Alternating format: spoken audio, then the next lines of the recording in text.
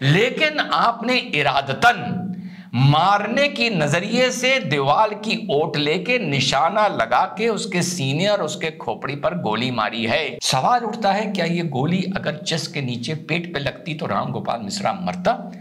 तो पूर्ण विश्वास से कह सकता हूं कि उसकी मृत्यु नहीं होती, वो सिर्फ घायल होता। रांगा बॉडी में अंदर घुसने के बाद रांगे का जो छर्रा होता है, क्योंकि ये स्टील के तुलना में एक सॉफ्ट मेटल होता है, ये फैल के अंडे की नुमा हो जाता है। तो साहब, बहराइच पर जब आखिरी वीडियो बनाया था, उस वीडियो के आखिर में बताया था कि पोस्टमार्टम रिपोर्ट आने के बाद बतौर एक क्रिमिनल लॉयर विश्लेषण करके आप लोगों के सामने रखूंगा। तो पोस्टमार्टम रिपोर्ट आ गई है, कुछ नए वीडियोज भी आ गए हैं। एक बात तय है, गोली मारी गई थी सिर्फ मारने के लिए। तो इसी पर है आज का वीडियो।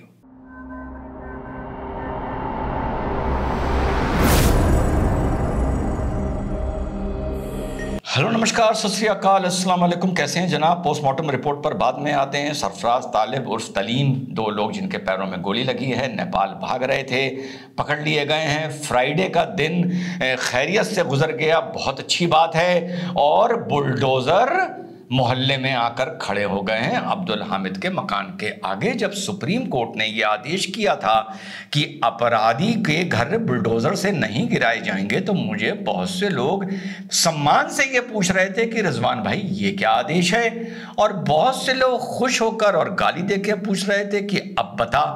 तो मैंने प्यार से बात करने वालों को भी और फितरतन गाली देने वालों को, दोनों को एक बात बताई थी कि भैया सुप्रीम कोर्ट का जजमेंट पढ़ लो। सुप्रीम कोर्ट ने कहा है कि हम अवैध मकान, बिना नक्शे के बने मकान की बात नहीं कर रहे हैं। वो सरकार जब चाहे गिरा सकती है, हम पूर्णतः बुलडोजर नहीं रोक सकते हैं। वही बात सामने आई। 23 मकानों पर चस्पा कर दिया गया, किसी का नक्शा पास नहीं है, कोई आगे निकल के बना है। सड़क के सेंटर से 60 फीट का डिस्टेंस होना चाहिए। 23 में से कम 14 मकानों का वो भी नहीं है। चस्पा कर दिया गया है कि 3 दिन के अंदर खुद गिरा लो, वरना बुलडोजर का पीला पंजा गिराएगा तो फिर 4 मीटर अंदर चला जाएगा, फिर बाद में मत कहना। अब देखते हैं कि चस्पे के खिलाफ कितने लोग हाई कोर्ट और सुप्रीम कोर्ट जाते हैं। यह बात तो मैंने भाई बस इतनी ही खत्म कर दी। अब मैं आऊंगा पोस्टमार्टम पे। वीडियोस भी बहुत से सामने आ गए हैं। जो पोस्टमार्टम रिपोर्ट राम गोपाल मिश्रा की सामने आई है, आप देख रहे हैं, जिसमें बताया जा रहा है 30 पैलेट्स के छर्रों के अंदर जाने के निशान हैं और 2 नेक के पीछे से बाहर निकलने के निशान हैं।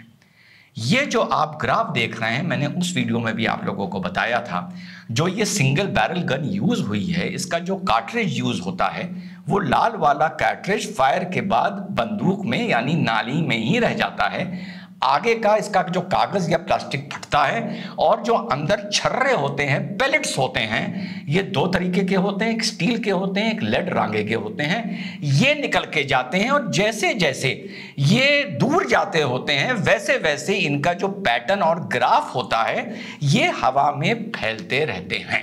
ये बात आप लोगों के सामने हुई थी। जो राम गोपाल मिश्रा की रिपोर्ट सामने आई है और वीडियोस भी सामने आ गए हैं, उसके ग्राफ से यह पता चल रहा है कि राम गोपाल गोली मारने वालों के बिल्कुल नजदीक नहीं था। यानी कानूनी नजरिए से गोली चलाने वाले को राम गोपाल मिश्रा से कोई जान का खतरा नहीं था। और वही चीज सामने आ गई कि वो छत पर खड़ा था और नीचे से ये फायर हुआ है, जिसका ग्राफ लगभग 15 इंच का बना है। 2 गोलियां, 3 छर्रे लेफ्ट हैंड में लगे हैं, 2 राइट में लगे हैं, लेकिन मेन जो ग्राफ, जो फोर्स आया है, वो चेस्ट पर और इसके राम गोपाल मिश्रा के सर पर आया है। राम गोपाल मिश्रा के पास हथियार था? जवाब है, कोई हथियार नहीं था। तलवार थी, भाला था, फरसा था? नहीं था। वो छत पर इस घटना के बाद अकेला खड़ा था। आप ऊपर भाग के आकर उसके साथ मारपीट भी कर सकते थे, गाली गलौज कर सकते थे, ह्यूमन नेचर है, 2 लोग पकड़ के उसको नीचे धक्का दे के फेंक सकते थे।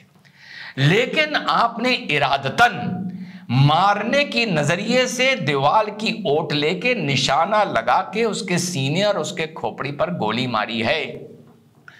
क्योंकि लगभग 30 छर्रे बॉडी में अंदर घुसते हुए पाए जा रहे हैं और 2 गर्दन के पीछे से बाहर निकले हैं। लगभग 25-28 छर्रे बॉडी के अंदर ही रह गए हैं। इससे एक और बात सामने आ रही है कि जो बुलेट के अंदर छर्रे थे वो स्टील के नहीं थे, वो रांगे और लेड के थे। स्टील के जो छर्रे अगर फायर किए जाते तो वो बॉडी को पार करते हुए, स्टील का नोमेनक्लेचर इतना स्ट्रांग होता है, वो बॉडी को पार करते हुए अगर 30 अंदर से घुसते, सामने से घुसते, तो पीछे से कम 18, 20, 22 निकलते। क्योंकि पीछे से सिर्फ 2 निकले, इसका मतलब रांगा यूज हुआ था। रांगा बॉडी में अंदर घुसने के बाद रांगे का जो छर्रा होता है, क्योंकि ये स्टील के तुलना में एक सॉफ्ट मेटल होता है, ये फैल के अंडे की नुमा हो जाता है और इसीलिए ये पीछे बॉडी से नहीं निकलता है। तो गोली साथियों मारने के लिए ही मारी गई, आत्मरक्षा में नहीं मारी गई। और जो जहां जहां भी छर्रे और पैलेट्स घुसे हैं, जो पोस्टमार्टम रिपोर्ट बता रही है कि वहां पे काले काले निशान हैं, ये रांगा जब एक्सप्लोजिव से मिलता है तो जब ये बॉडी में घुसता है तो वहां पर ये स्किन के ऊपर हल्का सा काला निशान कर देता है। तो मुद्दे पर वापस आता हूं कि गोली इरादतन, नफरत के चलते, चिढ़ के चलते मारने के लिए ही मारी गई। और जो चेस्ट पे जो ग्राफ बन के आया है, अब वीडियोस भी ये चीज बता रहे हैं, ये गोली कम से कम 6 या 7 गज दूर से मारी गई है। जब 1 नंबर छर्रा जो इसमें इस्तेमाल हुआ है, 1 नंबर कारतूस, जब वो 25 गज की दूरी लेता है तब जाके उसका जो ग्राफ या पैटर्न बनता है वो 36 से 40 इंच का बनता है। इक्का दुक्का छर्रे इधर उधर चले जाएं तो एक अलग बात है। इसका जो ग्राफ और पैटर्न बना है ये लगभग मेरे हिसाब से 12 से 14 इंच का बना है। अगर आप मेन छर्रे की मार पे गोला बनाकर देखें, 12 या 14 इंच का कम से कम ये जो गोली मारी गई है, मारने की नियत से 5, 7, 8 गज के लगभग इतनी दूर से मारी गई है। सवाल उठता है, क्या ये गोली अगर चेस्ट के नीचे पेट पे लगती तो राम गोपाल मिश्रा मरता? तो पूर्ण विश्वास से कह सकता हूं कि उसकी मृत्यु नहीं होती, वो सिर्फ घायल होता। क्योंकि ये जो जितना भी जोर आया उसके चेस्ट पे आया और सर पे आया, इसीलिए उसकी गन शॉट की वजह से हेमरेज के चलते डेथ हुई है और इसीलिए उसके लंग्स में 2 लीटर ब्लड जमा हुआ पाया गया है। सवाल उठता है कि क्या सर पर भी गोली लगने के बाद, क्योंकि रांगा इस्तेमाल हुआ, लेड इस्तेमाल हुआ, अगर स्टील के छर्रे इस्तेमाल होते तो ये बात मैं ना करता। क्योंकि पर पोस्टमार्टम रिपोर्ट इस बात की चीख चीख के गवाही दे रही है कि कारतूस में, कार्ट्रिज में रांगा इस्तेमाल हुआ है।